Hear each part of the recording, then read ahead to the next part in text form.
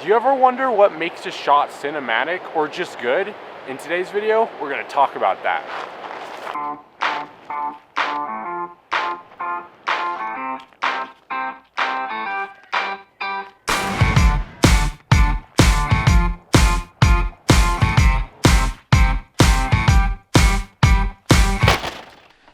So I have 5 shots that I've taken throughout the summer that are some of my favorite shots that I've taken. So we're going to look through some of those shots and dissect them and just figure out why they're so special. These shots are definitely not a dime a dozen. These are some of my better shots from throughout the summer. I usually finish a shoot day and I plug it into my computer, and there's always just one shot that I look at it and I go, wow, this shot is way better than the other ones.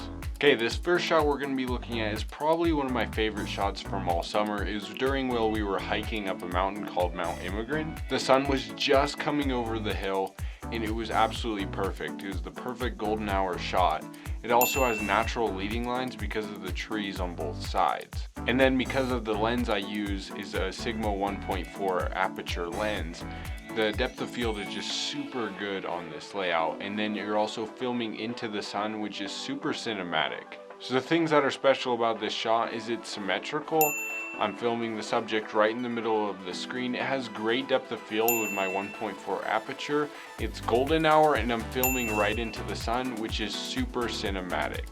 And if you're wondering what gear I'm using the Sigma 1.4 aperture lens on the Canon M50. So this next shot is actually super well lit because of the clouds. It just creates, it's like having a huge softbox on the scene.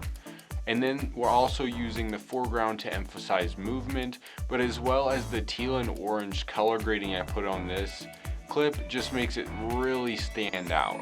It also just has a buttery smooth motion to it, and that slow motion is making the clip seem really perfectly smooth. Okay, this third clip is again at golden hour shooting directly into the sun with it peeking through something in the foreground. Now admittedly this could be a better shot if there was a subject off to the right. It would just add another third layer of depth, so you'd had a subject, a background, and a foreground. At this point you can see that all these clips are color graded. So what I use to color grade them is the CineStyle S-Curve for CineStyle. It's a free cinematic preset for the Canon M50.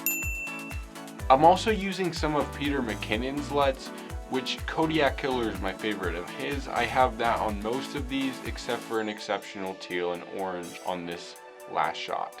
This is one of my favorite styles of shot, especially with my lens because of the low aperture.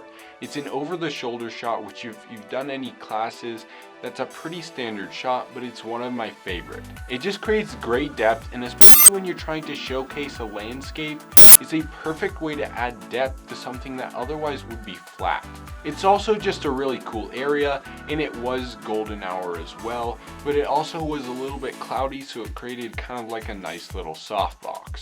And this last shot is basically the same thing, an over the shoulder shot, this time with a little bit of movement to give it that extra added depth.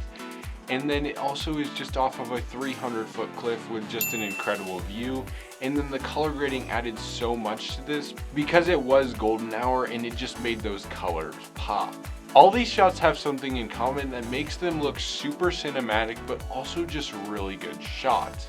And the first thing is they're all shot in golden hour or when it's cloudy, so it's just a nice even light or lighting that you'd prefer.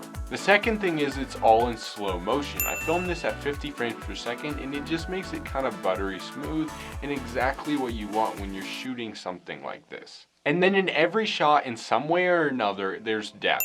Whether there's 2 layers of depth or 3 layers of depth. So when you're filming, you make sure to go out and specifically add layers of depth, even if it's just putting something in the foreground, especially like I did in this shot, to emphasize movement.